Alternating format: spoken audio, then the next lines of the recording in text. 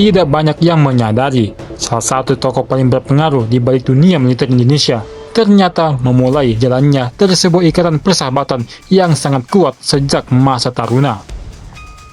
Di tengah kerasnya pendidikan akabri, ada dua nama yang perlahan menjadi pasangan yang tak terpisahkan, Syafri Samsudin dan Prabowo Subianto.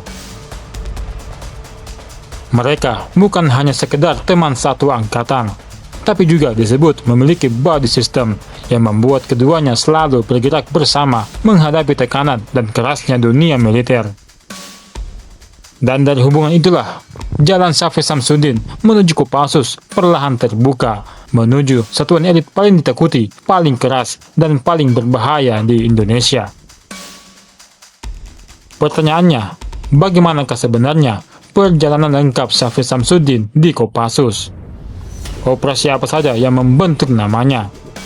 Dan bagaimana hubungan panjangnya dengan Prabowo yang mempengaruhi perjalanan politik dan militernya di Indonesia hingga hari ini?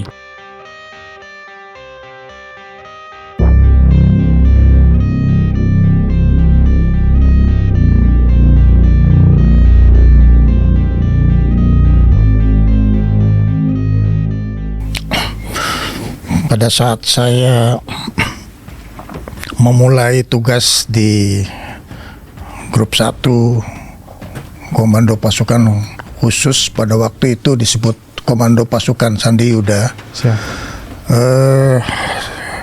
Kebetulan saya itu punya body system sejak saya di Taruna sampai dengan masuk di karier keprajuritan.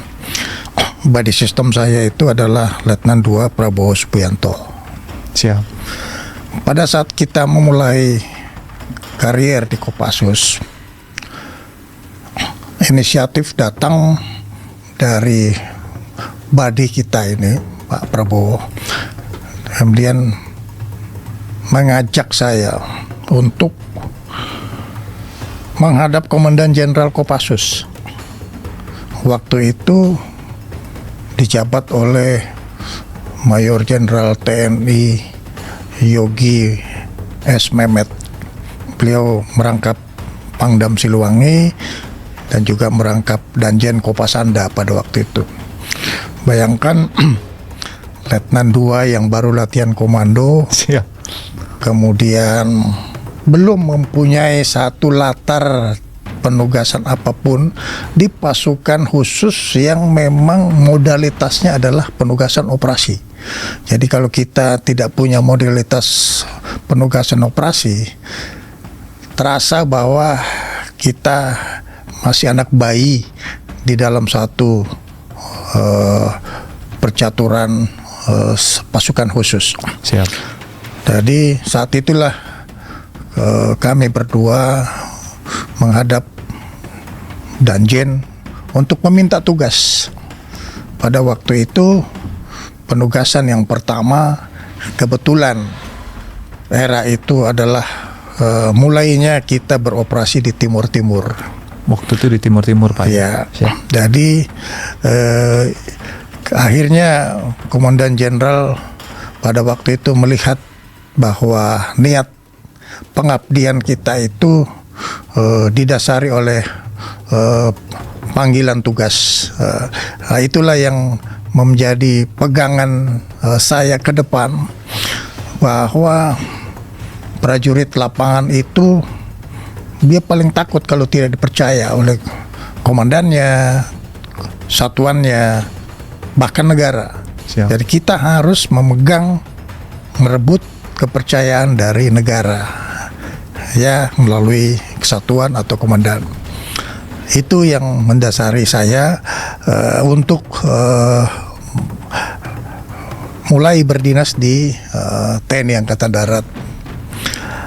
Nah, kalau pengalaman-pengalaman yang memang menjadi bagian dari perjalanan ini, memang sebagai prajurit, terutama sebagai perwira, kita ibarat tangga, kita harus mulai dari bawah. Siap. Face to face leadership, to be or not to be, itu harus menjadi patokan kita.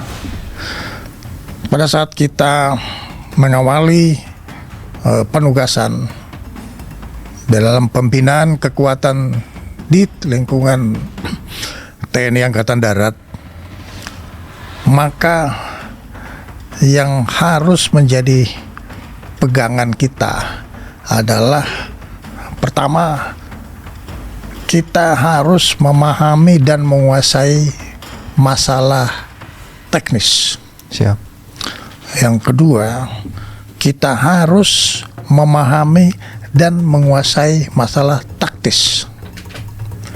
Dan yang ketiga, kita harus memahami dan menguasai masalah administrasi.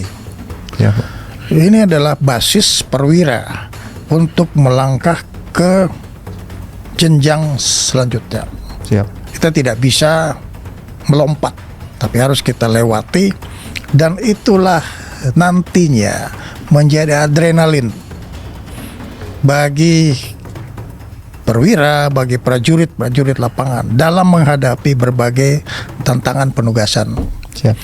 Karena kalau ada adrenalin yang ada di dalam tubuh kita, maka pada saat kita menghadapi tantangan maupun ancaman yang berkaitan dengan penugasan,